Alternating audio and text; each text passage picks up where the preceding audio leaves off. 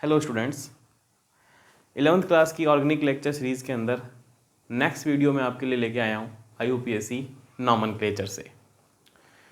जब हम 11th class के अंदर ऑर्गेनिक केमिस्ट्री सीख रहे होते हैं तो IUPAC हमारा एक बेसिक सा और इम्पॉर्टेंट टॉपिक है।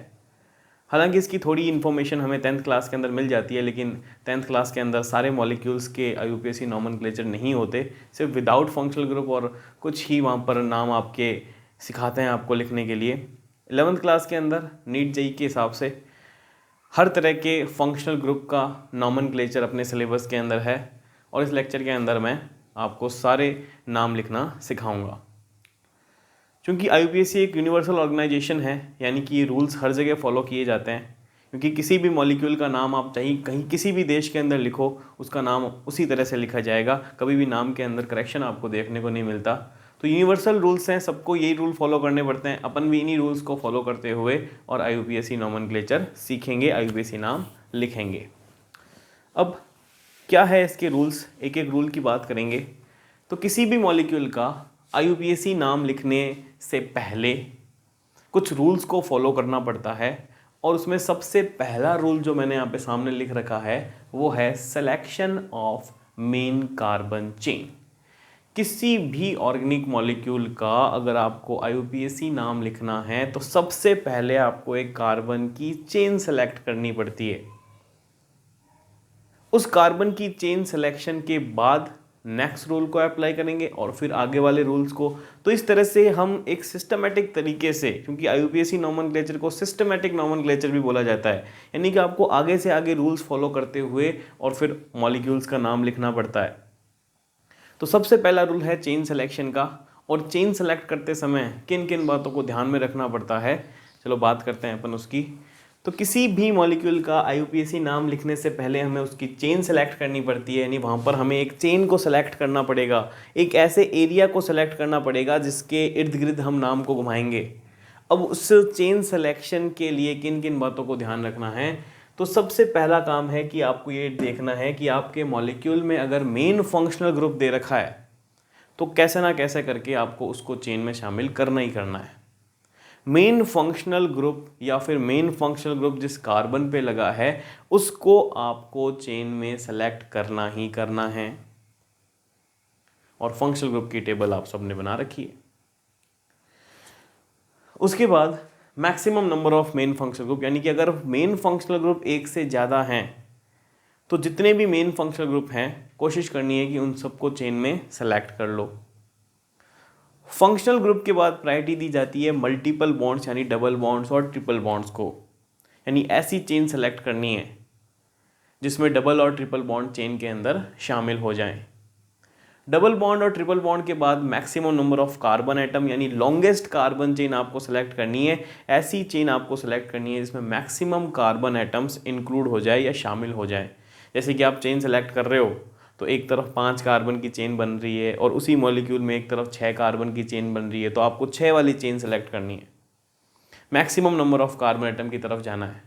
लेकिन अगर ऐसी सिचुएशन आ जाए कि दोनों ही 6-6 कार्बन की है तो उसके बाद आपको ये देखना है कि किस चेन को सेलेक्ट करने के बाद कितने कितने सब्स्टिट्यूएंट रहते हैं, क्योंकि नेक्स्ट नंबर आता है मैक्सिमम नंबर ऑफ सब्स्टिट्यूएंट का। जिस चेन में, यानी जिस चेन को सेलेक्ट करने के बाद मैक्सिमम नंबर में आपको सब्स्टिट्यूएंट मिलते हो वो चेन आपकी मेन कार्बन चेन बनती है। उसके बाद कुछ छोटे पॉइंट्स और हैं, नियरेस्ट काउंट और अल्फ़ाबेटिकल ऑर्डर। हालांकि यहाँ तक कभी जाता नहीं है, उससे पहले ही हमारी चेन सेलेक्ट हो जाती है, लेकिन जाएगा तो हमारे पास ये 2 तरीके और हैं कि भाई कहाँ पर फंक्शनल ग्रुप सब्स्टिट्यूएंट पास में है, और सबसे लास्ट में अल्फ़ाबेटिकल ऑर्डर, यानी एक तरफ क्लोरीन ब्रोमीन, तो अपन अल्फ़ाबेटिकल के हिसाब से ब्रोमीन को प्रायोरिटी देते हुए और चेन सेलेक्ट करते हैं। तो चेन सेलेक्ट करते समय हमें इस तरह से प्रायोरिटी के ऑर्डर को ध्यान में रखना है कि पहले मेन फंक्शनल ग्रुप को चेन में शामिल करने का सोचना है, फिर मल्टीपल बॉन्ड्स को, फिर नंबर ऑफ कार्बन एटम्स, फिर सब्स्टिट्यूएंट्स को देखना है, और सबसे लास्ट में ये आपके अल्फ़ाबेटिकल ऑर्डर वगैरह। आई बात समझ में? कुछ एग्जाम्पल से मैं आपको और समझाने की कोशिश करता हूँ इस फर्स्ट रूल को। मैंने ये कोई कंपाउंड ले लिया, ठीक है। अब इसके अंदर मैं ये चेन भी सिलेक्ट कर सकता हूँ और एक दूसरी मैं ये चेन भी सिलेक्ट कर सकता हूँ।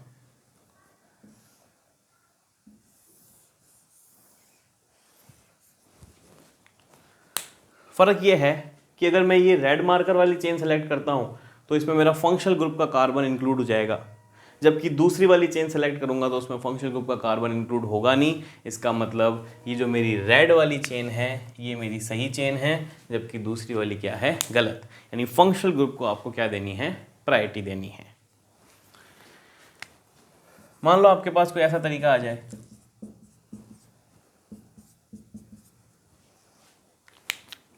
तो एक तो आप चेन सेलेक्ट कर सकते हो सीधी सीधी ये जो आपको स्ट्रेट चेन दिखाई दे रही है, और एक आप चेन सेलेक्ट कर सकते हो ये वाली।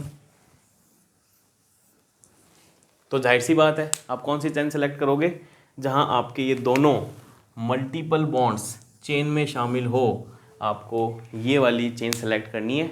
यानी यहाँ पर भी आप रेड वाली चेन सेलेक्ट करोगे जिसमें आपके मल्टीपल बॉन्ड्स यानी डबल बॉन्ड को इंक्लूड करना है।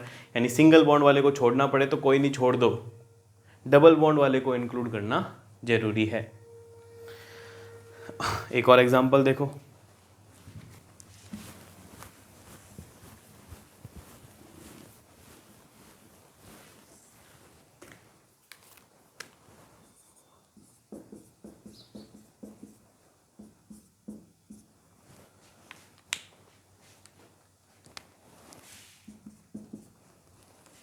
यहाँ पर भी आपके पास चेन सिलेक्शन के दो तरीके हैं।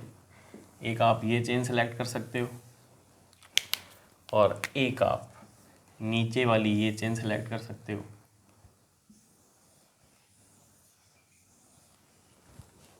फ़र्क ये है कि अगर आप स्ट्रेट चेन सेलेक्ट कर रहे हो तो 5 कार्बन आ रहे हैं, और अगर आप ये नीचे घूम रहे हो चेन सिलेक्शन में तो आपके पास 4 और 3 7 कार्बन आ रहे हैं। जाहिर सी बात है कि 5 और 7 में से नंबर ऑफ़ कार्बन एटम ज़्यादा होने चाहिए। हमारी प्रायोरिटी है कि चेन जितनी ज़्यादा लंबी बनेगी वो मेन कार्बन चेन होगी। यानी कि इस बार भी आपकी रेड वाली जो चेन है ये आपकी मेन कार्बन चेन है।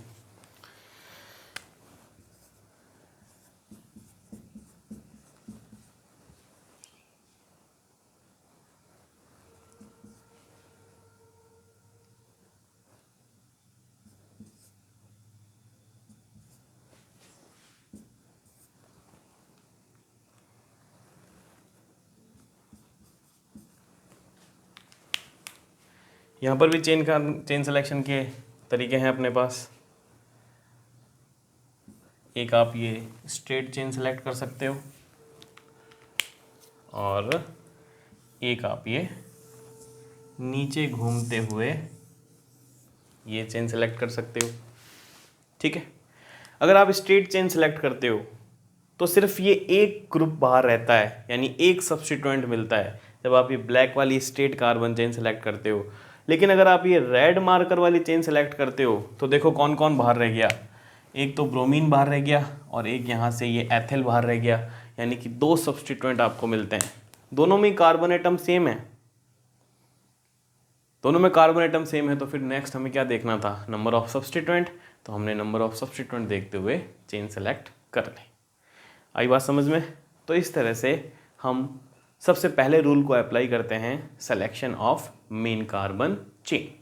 इसके अलावा कुछ छोटे मोटे पॉइंट्स और होते हैं कि बाई चांस डबल और ट्रिपल बॉन्ड में से एक ही सेलेक्ट हो सकता है तो हम डबल बॉन्ड को प्रायोरिटी देते हैं ट्रिपल बॉन्ड के ऊपर। इस तरह के पॉइंट्स है जो हम एग्जाम्पल्स के अंदर कवर कर लेंगे। तो ये था अपना फर्स्ट रूल। अब बात करते हैं अपन सेकेंड रूल की। सेकेंड रूल है आपके पास नंबरिंग इन मेन कार्बन चेन। जो भी मेन कार्बन चेन आपने सेलेक्ट की है, सेकंड आपको ये काम करना है कि आपको उसके अंदर नंबरिंग करनी है। एक चीज़ ध्यान रखना, जब भी आप कोई चेन सेलेक्ट कर लोगे तो चेन के 2 टर्मिनल होते हैं, एक ये, चाहे इसको पहले मान लो उसको बाद मान लो। नंबरिंग हमेशा टर्मिनल टू टर्मिनल होगी, इस बात का ध्यान रखना। चाहे चेन आपके टेढ़ी मेढ़ी भी सेलेक्ट क्यों ना हो रखी हो, चाहे आपने ऐसी कोई टेढ़ी मेढ़ी चेन सेलेक्ट कर रखी हो, तो एक ये टर्मिनल है, दूसरा ये टर्मिनल है, जो टर्मिनल टू टर्मिनल ही आपके नंबरिंग होगी। नंबरिंग कभी 20 से स्टार्ट नहीं हो सकती। और किस टर्मिनल से आपको नंबरिंग स्टार्ट करनी है उसके लिए आपके प्रायोरिटी का ऑर्डर है। सबसे पहले आपको ये देखना है कि जहाँ से मेन फंक्शनल ग्रुप को कम नंबर मिले उस टर्मिनल से नंबरिंग स्टार्ट करनी है। मेन फंक्शनल ग्रुप ना हो तो मल्टीपल बॉन्ड्स को देखना है कि जहाँ से मल्टीपल बॉन्ड्स को कम नंबर मिले। मल्टीपल बॉन्ड्स ना हो तो फिर आपको देखना है सब्स्टिट्यूएंट कहाँ पास में प्रेजेंट है, उस टर्मिनल से नंबरिंग करनी है जहाँ से सब्स्टिट्यूएंट पास में प्रेजेंट हो। फिर दो तरीके हैं, लोवेस्ट काउंट और alphabetical order. Lowest count example के साथ समझाऊंगा जब अपन इसके एग्जांपल लिखेंगे नेक्स्ट वीडियो के अंदर। और अल्फ़ाबेटिकल ऑर्डर का मतलब आपको पता ही है, एक तरफ ब्रोमीन दूसरी तरफ क्लोरीन, तो अल्फ़ाबेटिकली बी पहले आता है तो ब्रोमीन की तरफ से नंबरिंग करेंगे।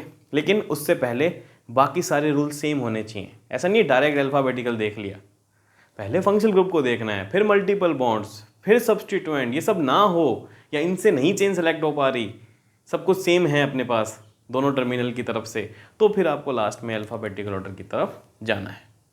आई बात समझ में? कुछ एग्जांपल लेके मैं आपको ये चीज़ समझा देता हूँ, आपको समझ में आ जाएगा।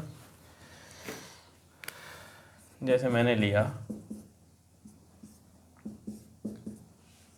तो ये आपने चेन सेलेक्ट कर ली, यहाँ से फंक्शनल ग्रुप पास में प्रेजेंट है तो आप यहाँ से नंबरिंग दे दी, ये आपने चेन सेलेक्ट कर ली। यहाँ से 1 2 3 नंबर पे डबल बॉन्ड आ रहा है जबकि यहाँ से 2 नंबर पे ही आ रहा है, तो उस टर्मिनल से आपने नंबरिंग स्टार्ट कर दी।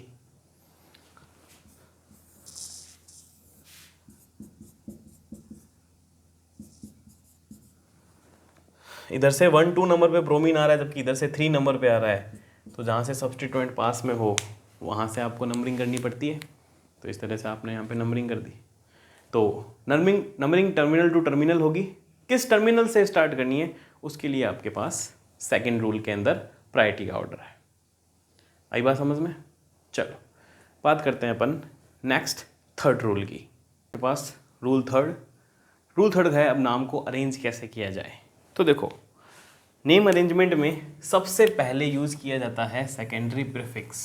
सेकेंडरी प्रीफिक्स का मतलब सबसे पहले लिखा जाता है सब्स्टिट्यूएंट्स को। सब्स्टिट्यूएंट जो भी चेन से बाहर रह रहा है वो सारे सब्स्टिट्यूएंट्स हैं, और सब्स्टिट्यूएंट्स के लिए प्रीफिक्स का यूज़ करते हैं। तो सबसे पहले सब्स्टिट्यूएंट्स को लिखा जाता है, सब्स्टिट्यूएंट को विथ पोजीशन लिखा जाता है, यानी अगर वो 2 नंबर पे आ रहे हैं तो उसके लिए 2 लगाएंगे, 3 नंबर आ रहा है 3 लगाएंगे, और अगर सब्स्टिट्यूएंट एक से ज़्यादा हैं तो अल्फ़ाबेटिकल ऑर्डर में उसको अरेंज किया जाता है। जैसे ब्रोमीन और क्लोरीन है तो पहले ब्रोमो को फिर क्लोरो को, ठीक है। उसके बाद प्राइमरी प्रीफिक्स लगाया जाता है कि अगर आपकी मेन कार्बन चेन साइकिल है तो फिर आप ये साइक्लो प्राइमरी प्रीफिक्स वर्ड का यूज़ करते हो।